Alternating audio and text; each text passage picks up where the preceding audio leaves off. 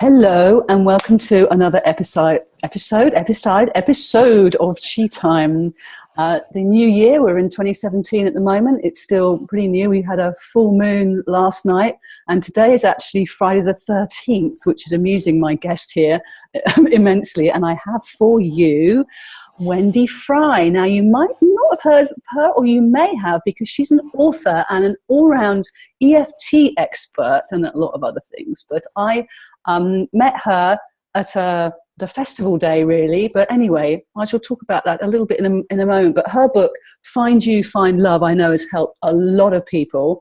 And she has her new book out now called Mothers and Daughters, which personally I have found quite challenging, but probably for all the right reasons. So let me introduce to you Wendy Fry. Hello. Hello, Clara. Lovely to connect with you again, and thank you so much for inviting me back to Chai Time and the opportunity to have a chat with you and you know, to welcome in with the listeners as well. So thank you. That's so interesting that you call it Chai Time. I'm quite liking that because that's linking in with the whole chi thing, isn't it? Chi. Chai's got an A in it, you see, but chi hasn't. Yes. Yeah, okay, I've got my chai here at the ready. Oh, we've got the chai and the chi. Okay, let's start off with tea. So anyone watching or listening, get your favourite beverage. What have you got actually? I've got cherry and cinnamon, and I couldn't. It's funny to see your star mug there because I also have a mug with multicoloured stars on, and I was like, should I put it in the stars or the hearts? And I thought, well, no, we're going to be talking about love, so let's go for the hearts mug. Cheers. And you are a star, so cheers. I've got a bit of Empress Grey and organic soy milk, darling. Oh, lovely, darling. That does sound very delicious. Nothing like a cup of tea. And this is actually almost linking to Chi Time and giving yourself space and time for being with you, giving yourself some quality time. And we often have a cup of tea, don't we? It's to sort of designate, right, this is me time, it's a refreshment, it's time to sit down and time to be. And do you find in your line of work that people have such high stress levels these days, to encourage them to have time to themselves is, it's one of the big ones, isn't it, really? For sure. Time is important. It is. And so we first met, let's be honest here. I mean, what was it, about 3 or 4 years ago? And Wendy has been on Chi Time before. And I was absolutely astonished and blown away by your presentation at Brett Moran's Day Festival. I'm going to call it a day festival because pretty much everything's a festival when you're around that guy. You know, I've done my training in EFT, as I'm sure a lot of you out there have as well. But I tell you, when Wendy came on the stage, she just brought a whole different slant to it. And I learned afterwards that this was positive EFT. And I was just amazed. So can you tell us a little bit about how your journey through EFT got you into doing the positive EFT, as opposed to just the tapping away the trauma and the worry of how you bring the other stuff in? And I love talking about this subject and sharing my love of EFT. So initially I trained with Cole Dawson in the traditional EFT method, and I'd also heard of Sylvia Hartman and other methods of EFT, and actually positive EFT is something that Sylvia Hartman has founded. And the difference in the two different techniques is that one, if you like, the traditional EFT is working through a problem. So let's say someone is stressed or anxious, we would be looking at the specific emotional feeling that they're thinking about and working through changing the energy in the energy body or the energy field around that. With positive EFT, I feel that really has a place, because what we start with a problem, but we go straight into what's the solution that you want. So if someone, say for example, was feeling stressed, they might want calm, or they might want peace, or they might want tranquility.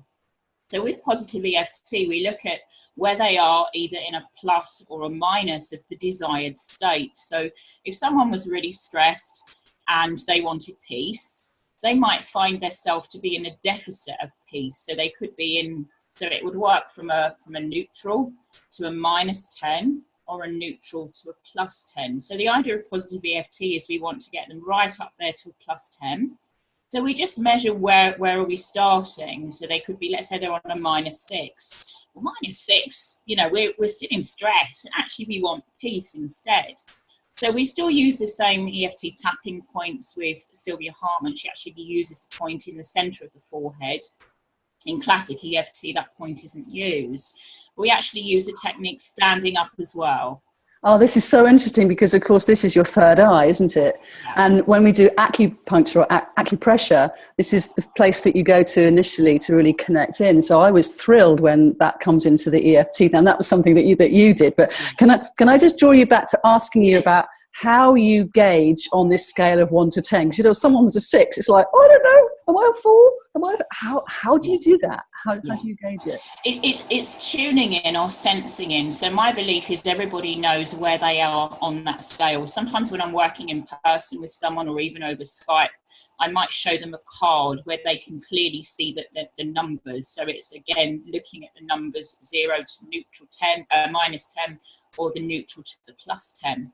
So it's not really about getting too hung up on where they are on the number scale, but the idea of using that scale is so that we can measure the progress or measure the jump into the positive EFT. So again, the way I would ask a client in session is just to tune in with where they are. You can do that by taking hands to the heart center and just taking some nice, deep, easy breaths in and out. And often that the intuitive scale, the intuitive numbering will come into the person's mind, or they might just get an inner knowing, or they can have a look at the scale. If they're a bit, oh, I don't know where I am, then I might say to them, well, have a guess. If you were to have a guess where you are, where are you? And they can always guess. So I love this because it's handing it over to the client, isn't it? So they're part of making the decisions for themselves. And this is what I love about EFT. It's a self-empowering strategy here, isn't it? And it really, I mean, it's great when you do have somebody who knows what they're doing to guide you and to hold the space and to keep you focused and to help you work through it. But ultimately, people can learn to do the tapping points themselves. And so they can bring it into any situation, because we need it out there in the field, don't we? Because it can be a bit nuts. You know, I see people, even though I'm really talking a moment, I'll be all right soon. But, you know, it gives you something. It gives you something to work with yourself. And I think that's so important. Thank you for explaining that to us. Now let's get back to when you were, so you had us to positive EFT. So you said you were using the third eye point, and you had us standing up. And from a Qigong perspective, of course, I'm loving this because it means that people are planted in their energetic highway, so to speak, so that their feet are really connecting down with the earth. They've got that release that can occur down. I mean, I know you can get it sitting, but there's a lot of slumping that happens with sitting. Is that the reason why you do it standing, or what? So my interpretation of what I've learned is that the energy flow is different. So in my own experience, when we stand up to use positive EFT, the energy seems to move around really, really quickly. And also remembering as well, because we're tapping in the positive, we're using if you like, a positive word that has a positive correlated feeling. So again, if it's happiness or joy, confidence, you can even do, if you wanted a holiday, you could even tap in, I don't know, let's say Bahamas. You could do Bahamas tapping. So you would have the whole energy flow going. And again, in my experience, standing up, it just gets the energy shift moving and taking the energy vibration higher. If we were working in the classic way, tapping in anxiety or working through anxiety, my own personal opinion is that you wouldn't necessarily be wanting to stand up for that.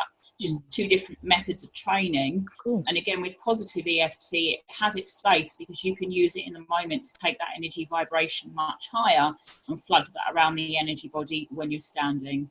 Yeah, so this is fascinating. This energy medicine it really is the way forward, isn't it? Yeah, for sure.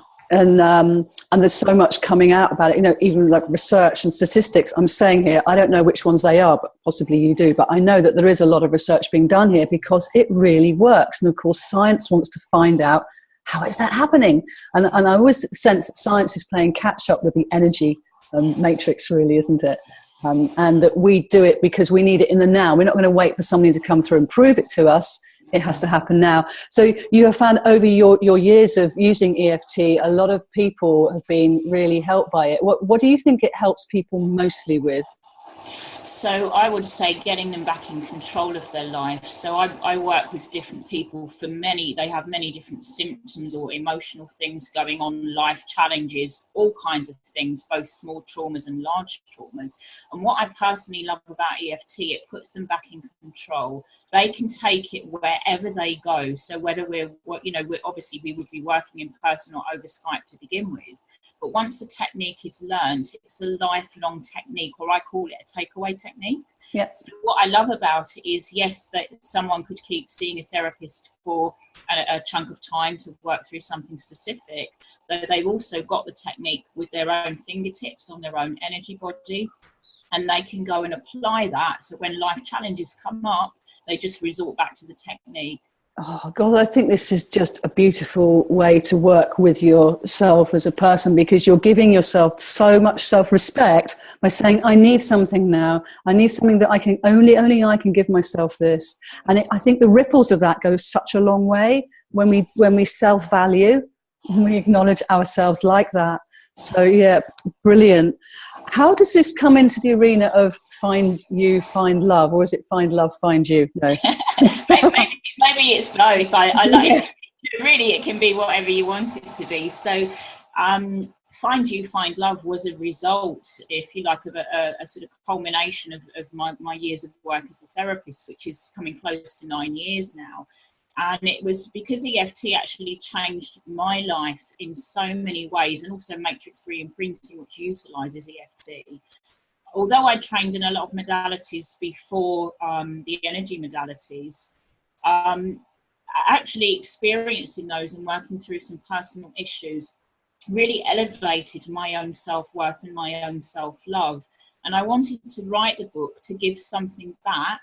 And the sort of subtitle of Find You, Find Love is get to the heart of your love and relationship problems using EFT. So because EFT gave me that edge, I wanted to share it. So I share in the book the classic method, which I've learnt with Cole Dawson.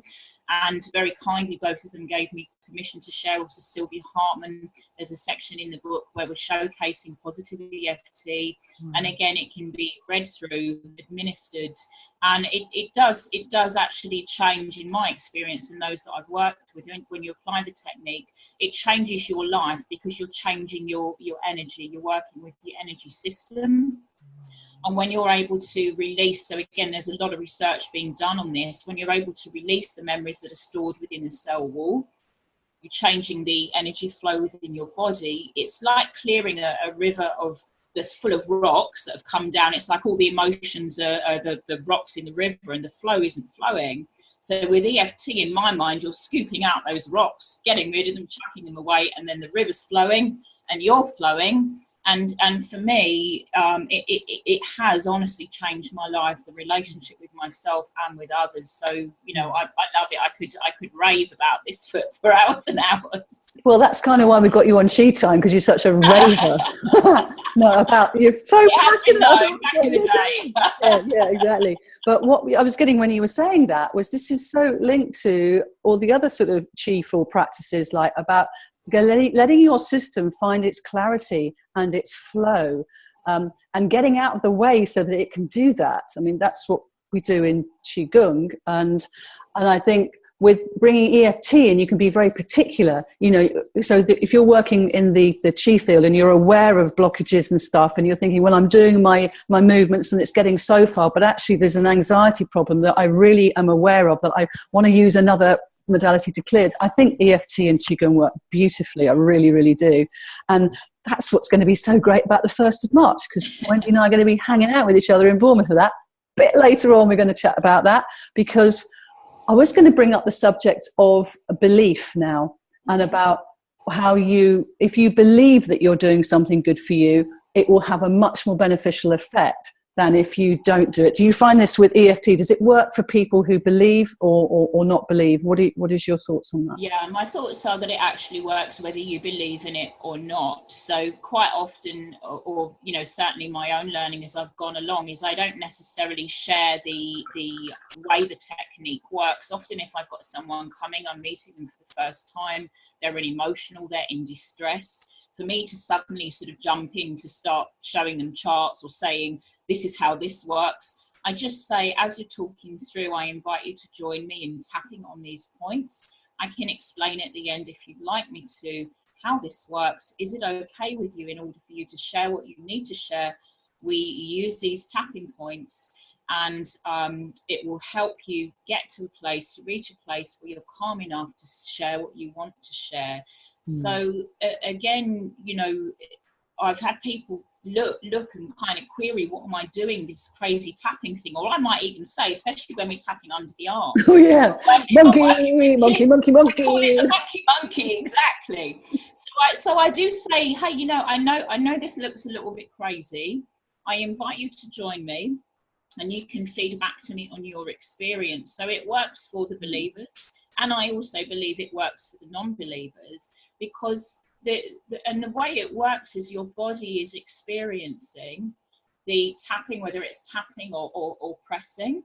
Your body is experiencing the change of the energetic release. So whether your whatever your mind believes, you know, it sort of says whatever your mind believes you can conceive. In a way, you just need to get the whole thought process out of it, because it's the body that's responding, not necessarily the thinking brain or the conscious brain. Right, yeah, the mind can get in the way, can't it? But what I was doing there, you probably noticed, was leading into one of the tracks that we've chosen here on Tea Time. So Wendy's chosen a couple of tracks, and I've chosen this next one, which is called Believe by Lenny Kravitz. But you do like this track too, don't you? I do. I love Lenny Kravitz. And on that note, we'll play the track and come back on the other side. Okay. Thank you. And that was the gorgeous Mr. Lenny Kravitz with Believe in Yourself. And here with me on Tea Time is Wendy Fry, who clearly believes in herself and a lot of her clients as well. And she's been a therapist for over 9 years now and has written 2 books, Find You, Find Love, and Mothers and Daughters. And just in the break there, when we were listening to that track, apart from, you know, Mutual Appreciation Society of Lenny Kravitz, we were noticing that there was some background noises, and Wendy was saying that she lives on a road and sometimes there's lorries are coming along, and so we're just going to apologise for any sound dilemmas. And Wendy then had a suggestion as to what we could do if there was a dodgy sound. So what do you reckon, Wendy? What would you do? Yeah, I did indeed. I mean, in any session that I'm working in, you do just have to utilise sound, and I'm in between sort of a hospital and a police station, so often there's sirens going past. So, you know, I'm always sort of the mind that if there's a flow of traffic going past, that's great because it's energy flow. Or again, you know, it's not about having perfect conditions. So if we were using EFT to work on the if you like, the annoyance or the interference of sound, we would literally embrace what is. Even though the sound quality is poor, I accept myself and how I feel in relation to this. Even though there are lorries going past and maybe sirens too in a minute, I accept that I can't control everything. So we would go along that, because technology is technology, life is life, and we can just go with the flow. So I embrace the listeners to whatever's happening. Focus on your enjoyment of what we're sharing. Yeah, exactly. And it's absolutely incredible, because I'm still here in Austria and you're over there in the UK, and we're able to do this. And wherever you're listening to this in the world, isn't this freaking amazing that we can do this? It's just astonishing. Okay, now we're going to dive in. We're going to dive into a bit of Mothers and Daughters, and this is Wendy's most recent tome, and it's been quite a birthing process for you, hasn't it, darling? Yeah, it has, yeah. So, and I know that you had, there'll be Sasha Allenby assisting you as well, and other retreats that you've been on. So this whole crafting of your book, and it's really come through your heart. I don't know, tell us how you got into wanting to write about mothers and daughters. Yeah, it's such a great question, and it's one that maybe has an unusual answer. It feels like the book has always been inside of me. So I didn't know or have an exact plan that I was going to write it. My experience of my own relationship with my mother, and also with clients coming in sessions, often when we were tracing back, you know, the root cause of the problem or limiting beliefs, some of those limiting beliefs often start in childhood, beliefs about yourself, relationships, or others. And it was almost like the closer I sort of came into, I took a year's break after writing Find You, Find Love. And then there were a series of events happening in my life, you know, you can call them synchronicities, or then all the clients I was working with were having mother issues, you know, all of them. And I was like, whoa, you know, this is big. And there are a lot of women out there, and guys as well, who are having difficulties. And actually, how can I help them? So really the books are there for people who might not want to come for therapy, who can't afford the therapy. And within Mothers and Daughters, I was absolutely blessed, because so many people, once they knew that I was going to write this, so many people came forward to either ask to share their story, or could they help in any way. They were wanting the content even before it was written. So I think the book has always been inside of me, because if I'm honest, I've always struggled with the relationship with my mother, not being able to keep her happy, not feeling loved, many different things. And I think in writing the book, and also, you know, if I'm completely honest here, my mum actually died partway through writing the book, which in a way it made me able to write the book from different angles, not just while your mother is alive, but actually even if your mother is no longer with you, or you have a period of not speaking with your mother for whatever reason. So I cover it. It's enabled me in a way to reflect back on the content, and I've covered it from so many different angles, to include daughters who have been adopted, or who don't know who their birth parents might be, or who are in conflict, or they're just going through a difficult period. So, you know, the book, I've dedicated the book to my mum, because she gave me the gift of life. And as I say, I think the book has always been in there waiting to come out. And in a way, I don't have to ask my mother's permission to write it. I'm just writing it anyway. So I've literally, the book did take me the 9 months to write. So it is literally like giving birth to it. And I really hope that it helps and supports people who are having difficulties. There's a lot of content in there. Some of it is raw, and it will bring up emotions. Though the way I've written it is as if someone were in session with me, and it's a total opportunity for them to help to heal the relationship with themselves and their mothers, even if she's gone. Yeah, I know. And Wendy kindly sent me a copy of this before Christmas time now.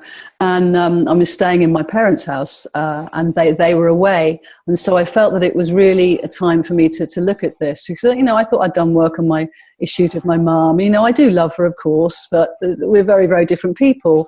And I was, as I was reading your book, all this stuff was coming up. And I'm like, oh my gosh, you know, when you think you've dealt with it, you kind of know that that's probably meaning that you're just suppressing stuff, and you don't know how to handle it, because a lot of this stuff is the emotions that you get around your mother. You think you're wrong for having them. You think that, you know, that you should be trying to make her happy because you say she gave birth to you. You're trying to please her because she's your mother.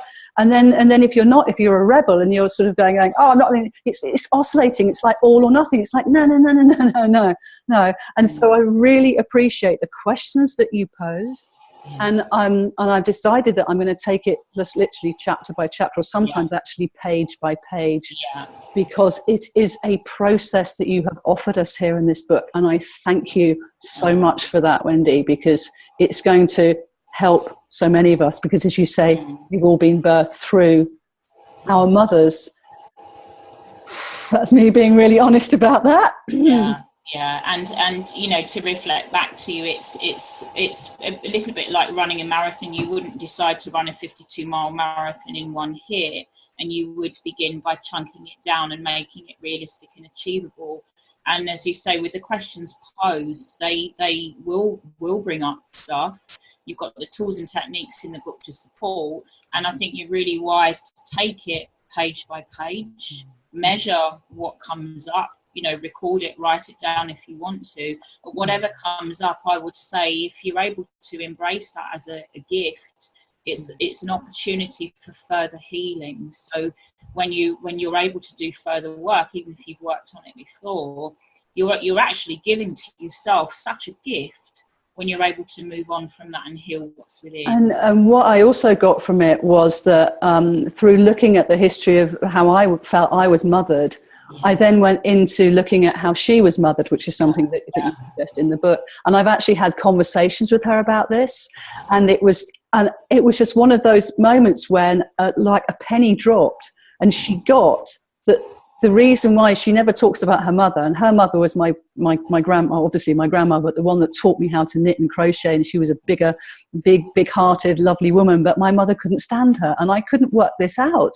And of course, we carry this in our genes or in our energy field of the mothers behind us, don't we? We're carrying all of this. So as we're clearing it, and this penny dropping moment for my mother softened her approach to her mother. She could still have her dilemmas and like about her mum, but she could also see behind it all that the reason why that she thought her mother wasn't parenting her correctly was because she indeed wasn't. Her mother wasn't parented. She was sent away to a boarding school at a very young age, and the boarding school was just at the end of the road. I mean, that's really tough to deal with, you know, and her mother was a bit of a go-getter and all that sort of stuff. So we look back at the whole history, don't we? The ancestral roots of being mothered, and therefore, as Wendy tells you in her book, mothers and daughters, that as we clear the dismay in our energy field, that then helps as a ripple effect back through time. Yeah? Fascinating. Yeah. Can you talk to us? Yeah, can you talk to us a bit more about that then? Yes, sure. So the subtitle of the book is The Guide to Understanding and Transforming the Relationship with Your Mother. And it's not written as a blame game or to criticize. It's actually an opportunity to get to know your mother as a person, not just as your mother. So it's exactly along the lines that you were just saying. You've read the book, you shared some of the ideas with your mum, and you were able to understand, or she was then able to understand in the moment, why she felt the way she did towards her mother or your grandmother. So what we're actually doing in the book, there's a section called Mining for Gold, where we actually take the gifts from our mother. So the thing is, it's also remembering that mothers show their love in different ways. So for my mum, her way of showing love was we always had food, you know, there was breakfast, dinner and tea, and she was a home baker. The home was always clean. We always had clean clothes. And in some ways, you know, my perhaps judgment or perspective on it is that she was obsessed with keeping the home clean. Now, in many ways, that was something she could control. That was something she knew how to do and she knew how to give. My mother wasn't wordy as in saying I love you. I never heard her say I love you, and she wasn't kind of hugging and touchy-feely. But that doesn't mean it was wrong. So when I trace back along my own timeline and you know, invite the listeners to do the same, is to begin to understand exactly what you said, how your mother was parented. And, you know, my mum's grandmother was Victorian, so there was no I love yous or huggy, anything like that. You know, sex wasn't talked about, relationships weren't talked about. And it's about understanding what generational traumas may have happened. So our mothers sometimes actually do try to protect us, and they might not tell us what they've been through. They might not tell us their fears, their own limiting beliefs, their own traumas, what's happened in their life. So this is really an opportunity, if your mother's still alive, is to offer the book if you find it difficult to ask the questions, but also to get into the mindset of where your problems might come from, and actually how far generationally does that go back. And this can be anything to do with sort of confidence issues. It could be things to do related with fear or relationships.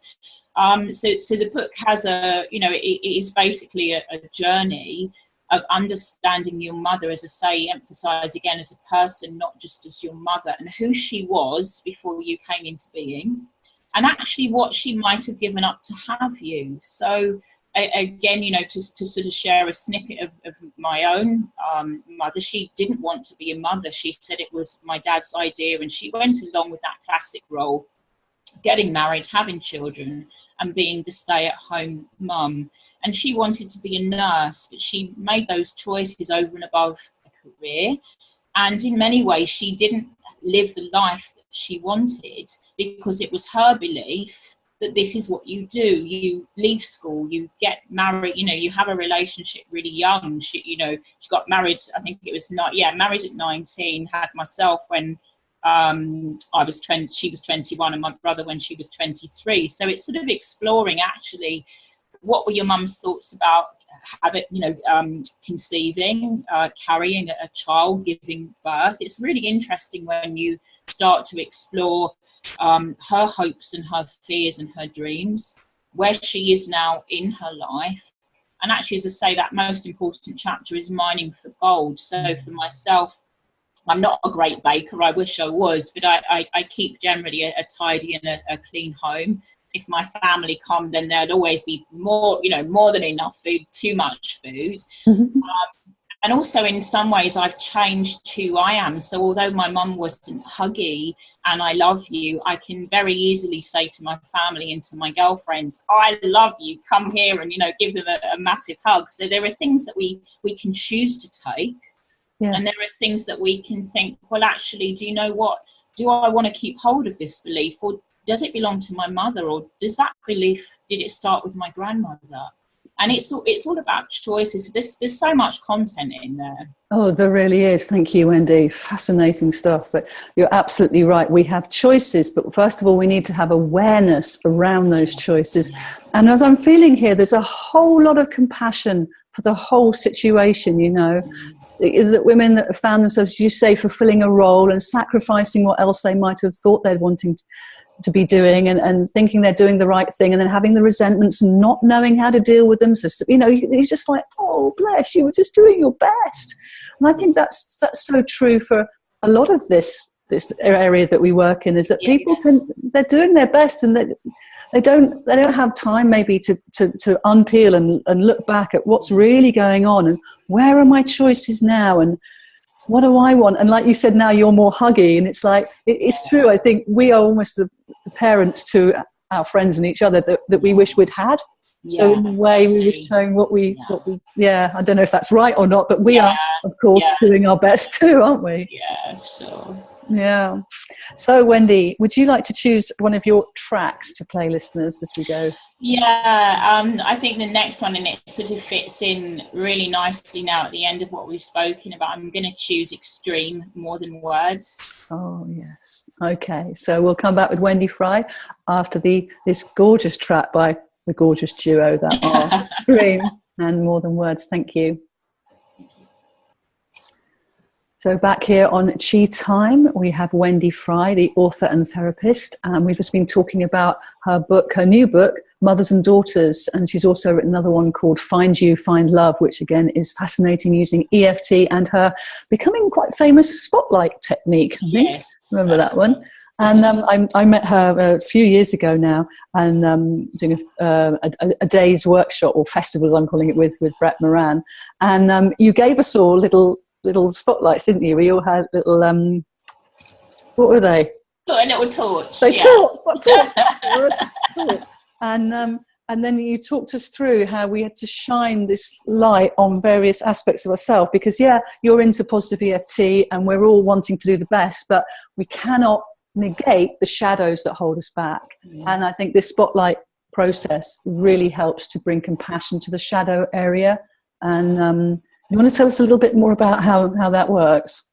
Yeah, sure. So with the spotlight process, would you like me to talk about it, or would you like me to guide the listeners? Because we could sort of go through a process now, if that's appropriate, or I could just talk it through. What do you reckon? Let's do it. Let's do it. Process. So I've got a pen here. I don't actually have my torch, but if I was in session, I'd invite the client, or if I'm working in a workshop, then I will give out like mini torches. So just want you to imagine that you've turned your light beam on of your spotlight, your torch. Okay. So just for the listeners, for them to see, sense, or imagine this ray of light. and for the listener to shine their light in the direction of their past. So this is the location in space. So for myself, my past is behind me. Sorry, I thought you said heart. Oh, okay. Let's shine it in our hearts first. Let's shine it in our hearts first. Okay. Yeah, let's put some energy in our hearts. Let's start off there. Brilliant. So just taking the imaginary spotlight, whether the viewers and listeners have got something to hold on to, or they're just imagining. So to think about shining spotlight in the direction of their past. So for myself, it's sort of above me and behind me. Yeah, behind usually, isn't it? And well, it's interesting. It's different for everyone. So mine is sort of in the centre, above my head. It's really interesting when you're working with a large group. You've got people's hands that are going off all over the place. So, and then just invite you to shine your light in the direction of your now, so the present moment. So for me, mine is sort of actually towards my heart space, or the area of my chest. Yours is going up. It's interesting, isn't it? The different direction. And then just invite you to imagine to shine that spotlight in the direction of your future. Ta-da! And mine infinity and beyond. And mine it looks like in a similar direction to yours. So for mine, it's like way up there. But, you know, it's different for everyone. And what I want to say is that when you're shining your light in the past, and this is great when we actually have a physical torch, when we shine our light in the direction of our past, it doesn't light up. So the light beam doesn't light up the now or the future, because the focus is in the past.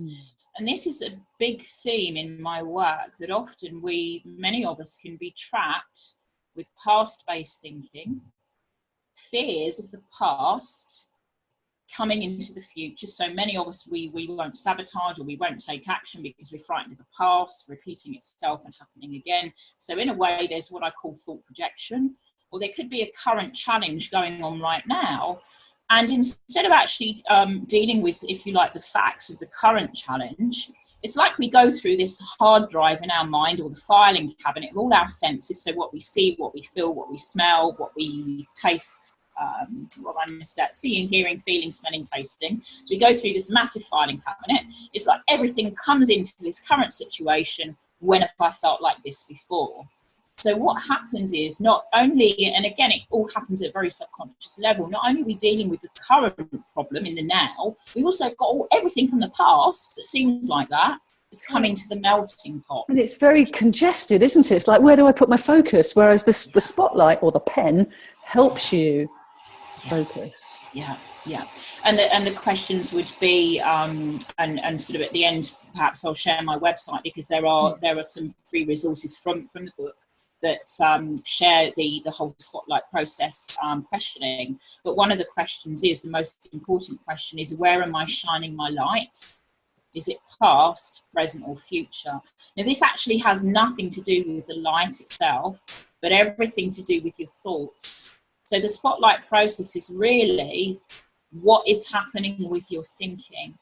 If you've got something in the future coming up, what aspect of your thinking is either helping you to make that work, or is it stopping you from doing what you want? So again, this is all about the awareness of where your thoughts or limitations or beliefs come from.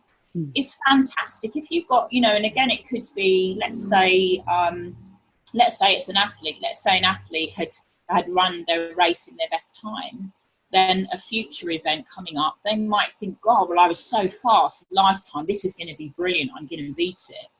But if they had a previous race where they were off time, or they had an injury, or someone they didn't like beat them or won, then when they've got the next race coming up, they might go into the mental turmoil of, well, I was off time before, I was behind with time, I sprained my knee, is my knee better? That guy is running again and he's bound to beat me. So it's a little bit like, again, just to give an indication of where the thinking comes in, that has got absolutely nothing to do with the fact of the race that's coming up, but you can either make your thinking work for you or against you.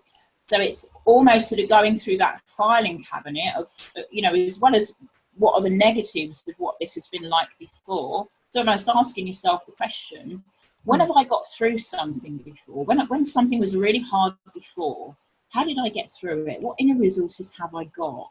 Yeah. So again, the whole spotlight process is just making you really, really aware of what you're thinking, because your body will respond, your physiology will respond based on your thoughts. Oh, brilliant. Wendy Fry explaining it really, really well.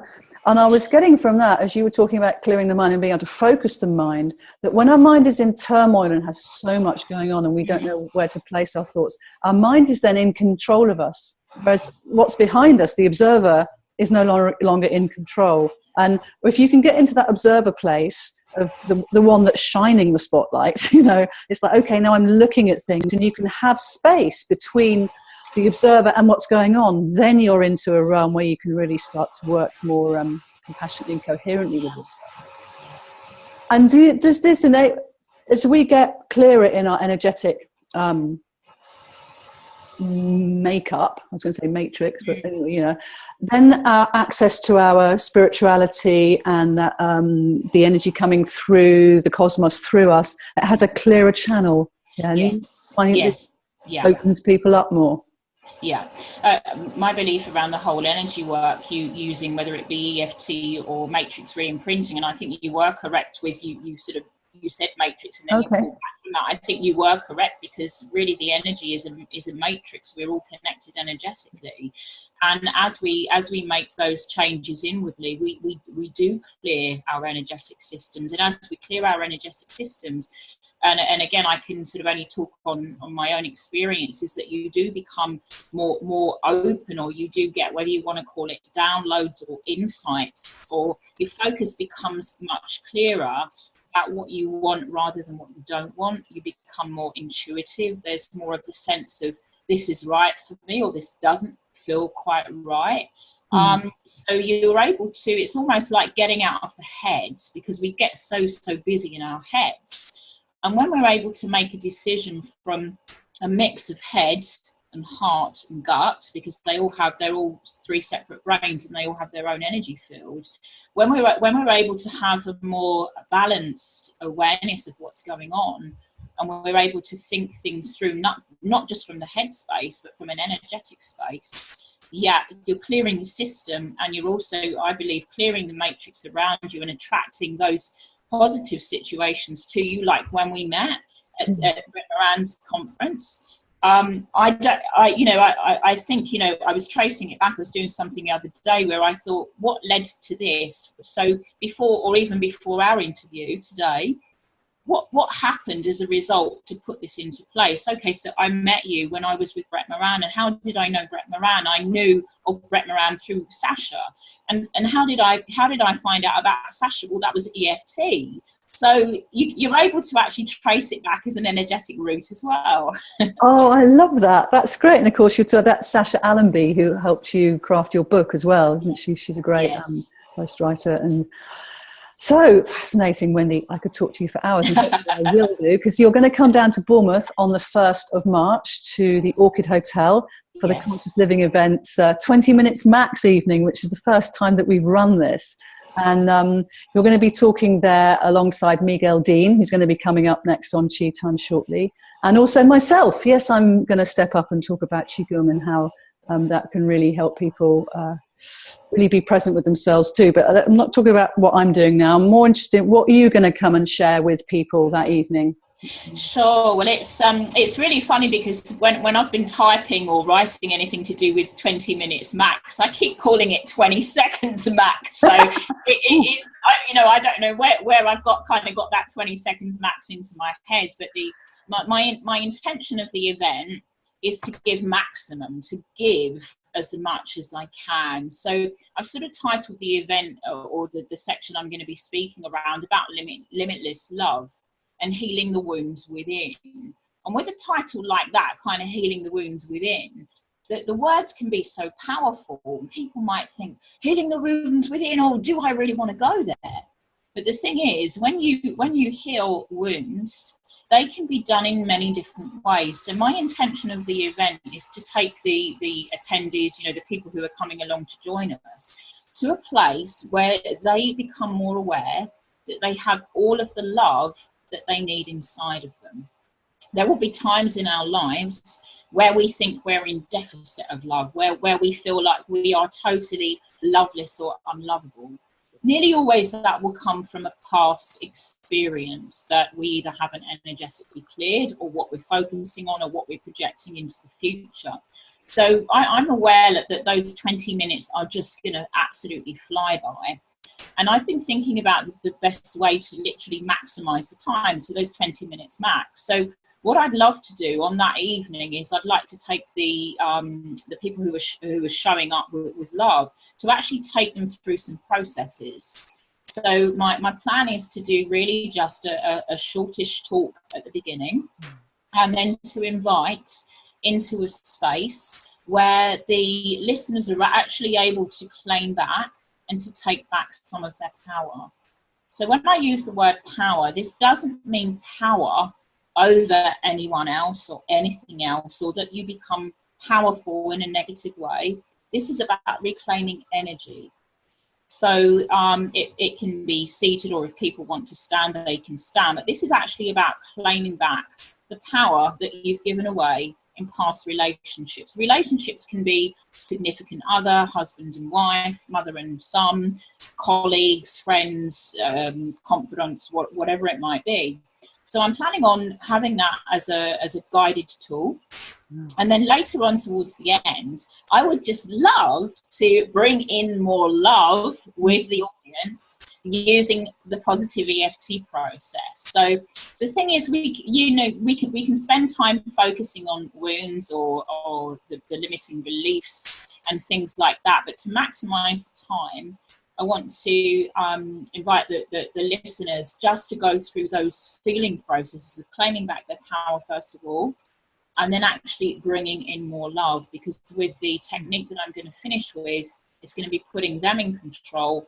Tapping points are really easy to pick up and learn because it's experiential. Not only will they be feeling the love within their energy bodies, they can also use this technique again in the future if they want to, and I can explain an adaptation of how they can tap in other things. But it's going to be, I plan to make it experiential rather than talking at an audience. I want us to ideally sort of join together. So it's going to be literally 20 minutes of maximum energy. Whoa, well, I'm so looking forward to this. And you know what, I'm going to go on first. I'm going to introduce the whole evening and what it is, the idea of having 3 speakers in one evening, and then the synergy that we will craft with the 3 of us.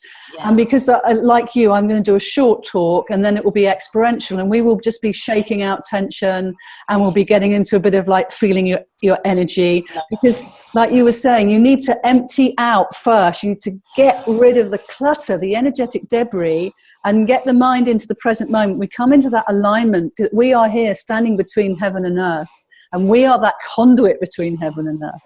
And that the earth is always going to support us. And it's also there for us to compost down into. You know, Mother Earth, love her, she likes all our dross. Yeah. She wants us to let go of it. And so if we've done a bit of that, we'll probably do a bit of spinal turning as well. Because love it, I love that.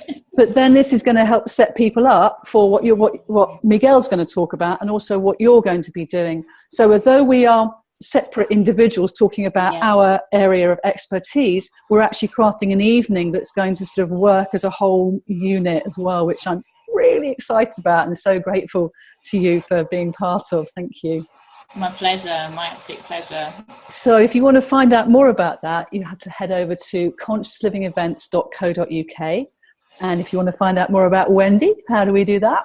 Yes, so the free resources that support Find You, Find Love are on www.wendyfry.com. And then there's also a free subscription to Mothers and Daughters. It's a different website, so I hope that's not confusing. That website is www.mothersanddaughters.solution. So there's some free meditations, some free audios, PDF resources that can be printed out, and there are chapters from each book that can be downloaded and read. So if people just want to get a feel for what I'm offering in the books, or who I'm about and how I can share those techniques, then please go to those sites and make use of the freebies there. Thank you. And if there's any guys listening, is this applicable to them? Yeah, for sure. So although the title is From Mothers and Daughters, and some of the science that's within the book relates to identity, or how a daughter might identify with a mother and vice versa, there are only really a few small changes in the book. So I would invite the guys who want to improve the relationships with themselves and their mothers, that they actually read it, replacing the she or her with he. So I've obviously had to structure it in a specific way, but yeah, guys, come on, you're welcome too. Good. So it is inclusive. Of course, Yes. Being a woman, you'd have to write it from a daughter's perspective, but Yes. maybe there'll be a guy that's going to write a fathers and sons, and we're going to be like, well, what about us girls that, so you're right, we can learn from it. But also that we're all in this together, and we've got partners, sisters, or friends that have got mothers and daughters, and, and the more we can learn and help each other and embrace and be compassionate about the situation that we're all in together, the more we can move through it all into our truest, brightest sense of spiritual loveliness. Gorgeous. Anyway, look, Wendy, thank you so much for being here. Oh, my pleasure. My absolute pleasure. Thank you. And just so looking forward to connecting in person in March. Yeah, Brilliant. It's going to be fun, isn't it? Now, you've chosen one more track to share with listeners and viewers here today. Actually, if you're viewing it, you're not going to be hearing the track, but if you're listening, then what's next, Wendy? It's you two, With or Without You. And why have you chosen this track? It's really about life and relationships, that with or without a relationship in our life, we still have ourselves, and we still have our self-love. So it's a very important track. It is. It's come a full circle, because right at the beginning of this chat, we were talking about self-respect, about when you give yourself to yourself. So that's beautiful. Thank you so much. Oh, my pleasure. Thank you. You're really welcome. And thank you so much for listening out there in Chi Time Land. Keep your chi up, my friend. Here's you two, and Within, Without You. No, that's the Beatles. What was it, Wendy? You two, With or Without You. Thank you. With or without you. Yeah. With the love, that's for sure. Exactly. Thank you. Bye now. Bye.